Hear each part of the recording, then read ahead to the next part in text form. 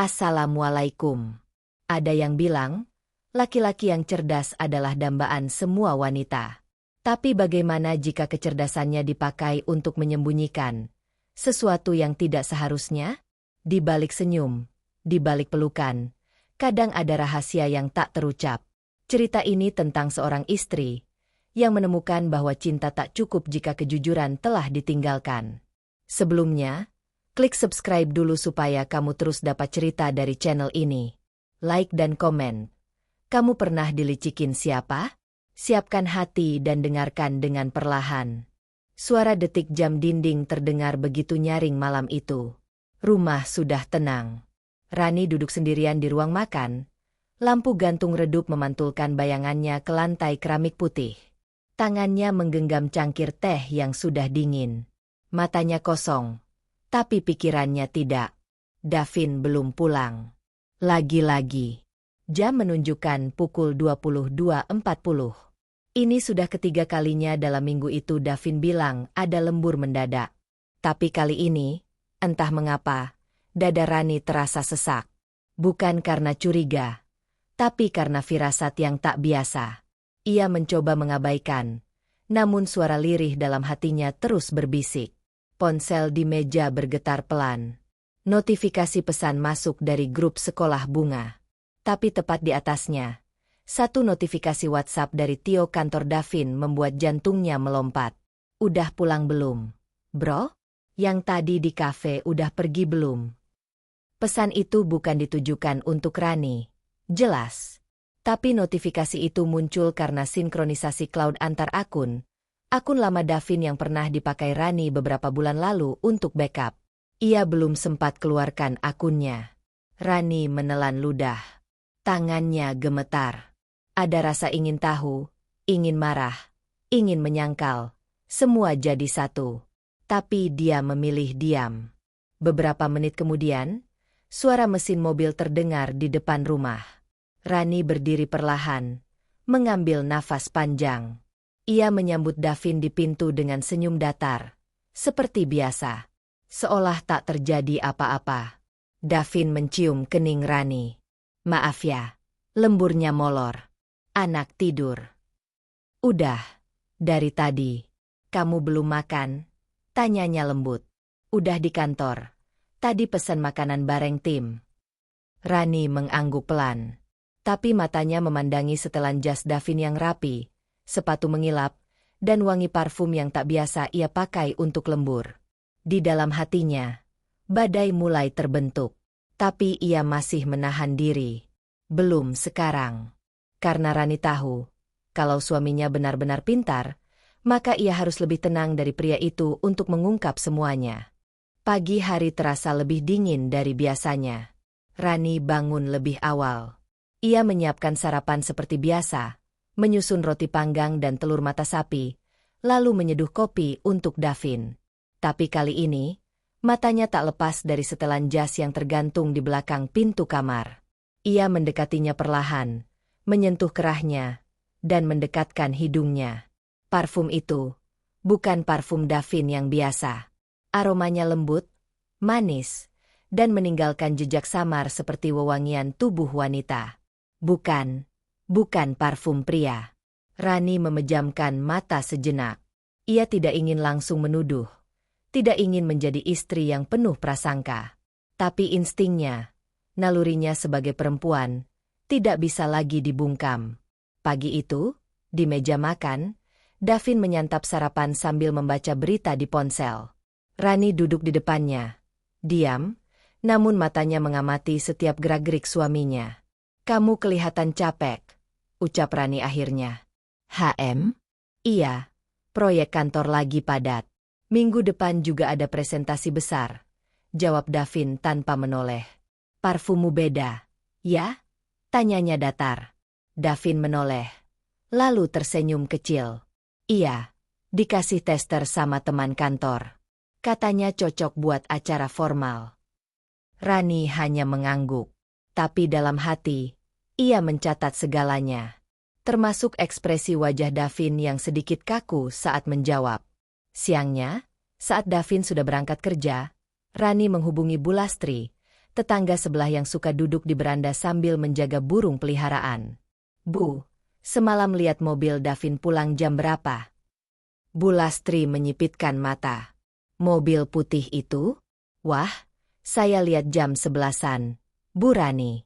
Tapi kayaknya bukan dari arah kantor. Loh, saya kan sering duduk depan. Itu mobil datang dari arah selatan, bukan dari arah kantor dia biasanya. Rani tersenyum kaku. Oh ya? Wah, mungkin saya salah kira. Tapi dalam hati, pikirannya sudah menganyam rencana. Malamnya, saat Davin sudah tertidur, Rani membuka laptop tua miliknya. Ia membuka satu folder backup lama. Folder yang berisi sinkronisasi otomatis dari ponsel Davin dulu. Ia menemukan percakapan, foto, dan bahkan rekaman suara. Semakin ia membaca, semakin matanya panas. Ada nama yang berulang, Tania. Dan ada satu kalimat yang membuat seluruh tubuh Rani membeku. Kalau nanti aku pisah, kamu siapkan jadi penggantinya. Rani menutup laptop pelan. Ia tidak menangis, tidak marah, hanya diam. Karena ia tahu, badai ini belum waktunya diledakkan. Belum sekarang. Ia butuh bukti dan waktu. Hari-hari berikutnya, Rani menjalani rutinitas seperti biasa. Ia tetap tersenyum pada Davin, tetap menyiapkan sarapan, tetap mencium pipi suaminya sebelum berangkat kerja. Tapi setiap langkahnya kini adalah bagian dari rencana yang perlahan disusunnya. Ia mulai menyimpan bukti. Screenshot percakapan, tangkapan layar lokasi dari backup cloud, hingga mencatat setiap perubahan kecil pada jadwal Davin. Bahkan parfum di baju pun ia simpan di dalam kantong kecil, sebagai aroma pengingat. Di sela-sela itu, Rani juga menelusuri siapa sebenarnya Tania. Butuh waktu. Tapi dengan bantuan akun media sosial lama yang pernah diakses Davin, akhirnya ia menemukannya. Tania Wibisono, 29 tahun. Marketing freelance, wajah menawan, dan ternyata pernah satu tim proyek dengan Davin setahun lalu. Dan satu foto membuat Rani hampir tak bisa bernapas. Sebuah selfie Tania di sebuah kafe, dengan pantulan Davin di belakang kaca, sedang menatap ke arah kamera. Foto itu baru diunggah 2 hari lalu. Rani menggigit bibir. Tapi ia tetap tenang. Ia tidak akan menyerbu Davin dengan emosi. Ia akan menuntaskan ini dengan cara yang tidak akan pernah dilupakan oleh suaminya. Malam itu, Rani berpura-pura lelah dan tidur lebih awal. Tapi diam-diam, ia mengambil ponsel Davin yang tertinggal di ruang tamu saat suaminya ke kamar mandi. Ia tidak membuka kunci. Tapi cukup dengan melihat notifikasi yang masuk. Namanya muncul lagi. Tania, aku rindu kamu. Besok jadikan. Besok? Rani mencatatnya dalam benaknya. Keesokan paginya, Rani bangun lebih awal dari biasanya. Ia menyiapkan bekal makan siang untuk Davin. Tapi kali ini, ia menyelipkan alat pelacak kecil yang dibelinya diam-diam minggu lalu ke dalam tas kerja suaminya. Ia tahu itu melanggar privasi. Tapi menurutnya, semua batasan sudah dilewati lebih dulu oleh suaminya. Siang hari, saat Bunga tidur siang, Rani membuka aplikasi pelacak. Titik biru bergerak, tidak ke arah kantor Davin, melainkan ke arah hotel di pinggiran kota. Rani memejamkan mata, menarik napas panjang. Lalu membuka lemari pakaian dan memilih setelan yang sederhana tapi rapi. Ia sudah tahu hari ini bukan untuk menangis. Hari ini untuk menyaksikan sendiri kebenaran yang selama ini hanya ada di balik layar. Langkah Rani mantap menapaki lantai marmer Hotel Bintang 4 di pinggiran kota. Ia menyamar dengan kacamata hitam dan jilbab yang lebih gelap dari biasanya, mengenakan jaket ringan dan jeans polos. Tangannya menggenggam ponsel, layar menampilkan titik biru dari alat pelacak yang masih berada di dalam tas kerja Davin. Jam menunjukkan pukul 13.42 saat ia memasuki lobi. Senyum petugas resepsionis menyambutnya. Namun Rani hanya membalas dengan anggukan kecil. Ia tidak butuh basa-basi. Ia hanya butuh melihat, mendengar, menyaksikan. Titik biru itu berhenti di lantai 4. Rani tak ingin gegabah. Ia duduk dulu di kafe kecil di sudut lobi, memesan jus semangka sekadar menyamarkan keberadaannya. Ia memerhatikan siapa saja yang naik turun lift. Tak lama kemudian, pintu lift terbuka, dan satu sosok perempuan tinggi dengan rambut tergerai keluar. Wajahnya familiar dari foto-foto di media sosial. Tania. Wanita itu mengenakan blus putih dan rok selutut, membawa tas kecil dan memegang kunci kamar. Rani mengangkat gelas pelan, menyentuh bibirnya dengan jus tanpa benar-benar meminumnya. Tania berjalan ke arah pintu keluar, sendirian. Tapi Rani tak bergerak. Ia tahu, suaminya masih di atas. Dan hanya dalam waktu 5 menit, titik biru di layar pelacak mulai bergerak, turun dari lantai 4, menuju lobi. Rani berdiri perlahan. Detak jantungnya kencang, namun wajahnya tetap tenang. Ia berdiri di sudut dekat rak koran, cukup tersembunyi untuk menghindari perhatian. Pintu lift terbuka. Davin keluar. Tertunduk, memainkan ponsel, mengenakan baju kasual, bukan seragam kerja. Ia terlihat terlalu santai untuk ukuran orang yang katanya lembur. Rani melangkah pelan. Ia berjalan ke arah suaminya dari sisi kiri, mendekat seperti hantu yang muncul dari bayangan. Lembur, ya? Ucap Rani datar, tepat saat Davin mendongak. Wajah Davin seketika memucat. Ponselnya hampir terjatuh. Ia seperti baru melihat sosok yang muncul dari mimpi buruk. Rani? Bibirnya bergetar. Rani menatap lurus ke matanya. Tak ada air mata. Tak ada teriakan. Jadi ini yang kamu maksud lembur? Davin terdiam. Terlalu banyak kata yang ingin ia ucapkan, tapi tak satu pun yang keluar dari mulutnya. Orang-orang di lobi mulai melirik ke arah mereka. Rani menarik napas panjang. Aku sudah tahu semuanya. Tapi aku ingin dengar dari kamu langsung, sebelum aku putuskan langkah selanjutnya. Davin berusaha meraih tangan Rani. Tapi wanita itu mundur satu langkah. Aku tunggu penjelasanmu di rumah. Jangan lebih dari malam ini. Tanpa berkata lagi, Rani berbalik. Langkahnya cepat. Tidak lagi ingin menyembunyikan apapun. Davin terdiam di tempatnya. Seperti patung, ditelan rasa malu dan ketakutan.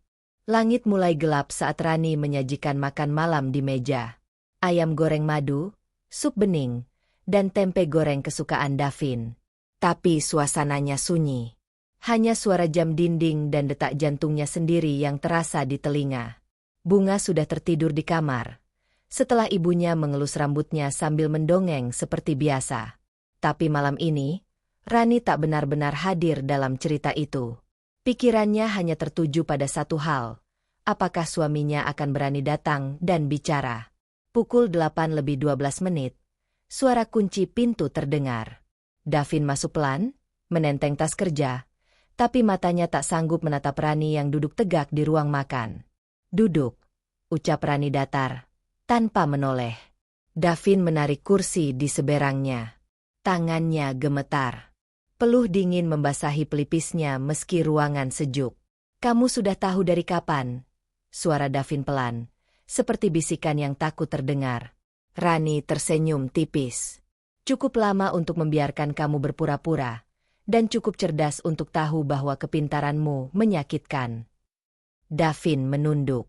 Awalnya aku cuma butuh tempat curhat. Tania itu, dia hanya pelarian. Aku nggak pernah niat ninggalin kamu. Pelarian? Suara Rani meninggi, tapi ia menahan diri. Jadi kamu anggap rumah ini tempat lelahmu, dan perempuan lain tempat hiburanmu. Davin tak menjawab. Rani berdiri, berjalan ke rak kecil, lalu kembali dengan satu amplop. Ia letakkan di atas meja. Aku sudah print semua bukti. Percakapan, foto, lokasi, bahkan bukti booking hotel. Davin menyentuh amplop itu, tapi Rani menyentak tangannya. Aku gak butuh pengakuan. Aku hanya mau kamu dengar satu hal. Davin menatap istrinya dengan mata memerah. Apa? Aku akan tetap tinggal. Bukan karena aku gak mampu pergi.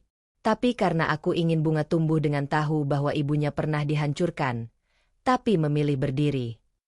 Davin mulai menangis. Tapi tangisan itu tak menggerakkan hati Rani sedikitpun. Kamu boleh menyesal, Davin. Tapi jangan pernah berharap semuanya akan sama. Perlahan, Rani mengambil piringnya. Ia berdiri dan berjalan ke dapur, meninggalkan suaminya sendiri di meja makan, dengan kursi yang kosong di hadapannya. Kosong, seperti hati Rani malam itu. Sudah seminggu sejak malam itu. Rumah masih berjalan seperti biasa. Bunga tetap berangkat sekolah, Rani tetap memasak, dan Davin tetap tinggal di rumah itu. Namun, tidak ada lagi pelukan di pagi hari. Tidak ada ciuman di kening. Tidak ada kata, hati-hati di jalan, dari bibir Rani setiap Davin keluar rumah. Yang ada hanya senyum tipis, dingin, dan jarak yang begitu terasa. Bahkan ketika mereka duduk dalam satu ruangan, Davin mencoba memperbaiki. Ia membelikan bunga, membawa pulang makanan favorit Rani, bahkan menyisihkan waktu untuk menemani bunga bermain. Tapi semua itu terasa basi. Rani tidak melawan. Ia tidak mengusir. Tapi ia juga tidak mengizinkan siapapun mendekati tembok hatinya yang kini mulai dia bangun sendiri. Malam itu, saat bunga sudah tidur dan rumah sunyi, Davin berdiri di depan pintu kamar mereka. Tangannya terangkat. Ragu-ragu ingin mengetuk. Tapi hanya menyentuh permukaan kayunya. Pintu itu tak terkunci. Namun juga tak terbuka untuknya. Ia mendorong perlahan dan melihat Rani sedang duduk di meja rias, menyisir rambutnya pelan. Wajah di cermin tidak menoleh padanya, tapi ia tahu, Rani tahu ia datang. Boleh bicara sebentar? Suara Davin serak. Rani meletakkan sisirnya, menatap pantulan mata suaminya lewat cermin. Silakan. Davin menarik napas. Aku tahu semua yang kulakukan salah. Aku tidak minta dimaafkan hari ini, atau besok. Tapi aku mohon, beri aku kesempatan untuk membuktikan kalau aku masih pantas ada di rumah ini. Rani memutar tubuhnya, menghadap Davin secara langsung. Aku tidak pernah menolak kamu untuk jadi ayah dari anak kita. Tapi sebagai suami, kamu sudah memutus janjimu sendiri. Air mata Davin mulai mengalir. Tapi Rani tidak terguncang. Ia berdiri, berjalan perlahan menuju pintu, dan membuka lebar. Keluar dulu malam ini. Aku butuh ruang. Aku ingin merasakan hidup tanpa kamu di dalam dinding ini, walau hanya semalam. Davin menatapnya. Hancur. Tapi ia tahu. Rani tidak sedang meminta. Ia sedang memutuskan. Ia melangkah keluar, menuruni tangga perlahan. Dan saat pintu rumah tertutup di belakangnya, Rani menatap ke langit-langit kamar. Untuk pertama kalinya dalam hidupnya, ia memilih dirinya sendiri. Dan itu bukan akhir dari segalanya, tapi awal dari kehidupan yang berbeda. Tanpa harus bergantung pada kebohongan, walau dari orang yang pernah sangat dicintainya. 6 bulan berlalu. Di sudut sebuah kafe kecil yang baru dibuka tak jauh dari rumahnya, Rani duduk menyendiri sambil menyesap kopi hangat. Di hadapannya, berkas-berkas laporan keuangan dan daftar pesanan catering rumahan yang kini ia kelola sendiri. Bisnis kecil itu tumbuh cepat, dibantu oleh rekomendasi mulut ke mulut para ibu di lingkungan komplek. Semua tahu, Rani bukan hanya pandai memasak, tapi juga cermat dan jujur. Davin kini tinggal di apartemen sewaan. Ia datang seminggu sekali, menjemput bunga dan menghabiskan waktu sebagai ayah yang mencoba menebus segalanya. Tapi yang tak pernah bisa ia dapatkan kembali adalah hati Rani. Tidak ada perceraian, tapi juga tidak ada pernikahan yang utuh. Mereka hidup di dua dunia yang terpisah, namun tetap terhubung karena cinta untuk anak mereka. Sementara itu, Rani perlahan menemukan dirinya kembali. Bukan sebagai istri dari seseorang, tapi sebagai perempuan yang berdiri di atas luka, dan tidak jatuh karenanya.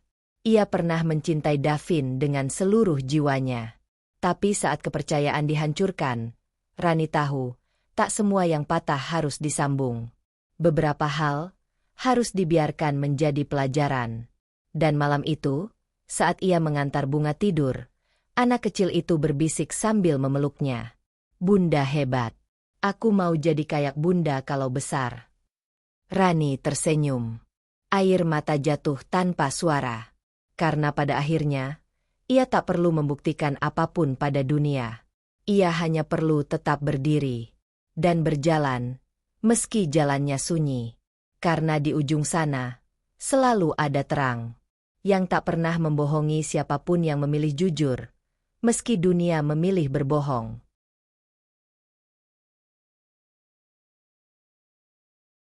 Dan di akhir cerita ini, kita belajar bahwa memilih bertahan tidak selalu berarti lemah. Dan memilih melepaskan, kadang justru tanda bahwa kita sangat kuat. Jika cerita ini menyentuh hati, jangan lupa tinggalkan like, tulis pendapat Bunda di kolom komentar, dan bagikan ke sahabat-sahabat yang mungkin sedang berada di persimpangan yang sama. Sampai jumpa di kisah berikutnya. Jangan lupa untuk tekan tombol subscribe, agar Bunda tidak ketinggalan cerita penuh makna selanjutnya dari kami. Wassalamualaikum warahmatullahi wabarakatuh.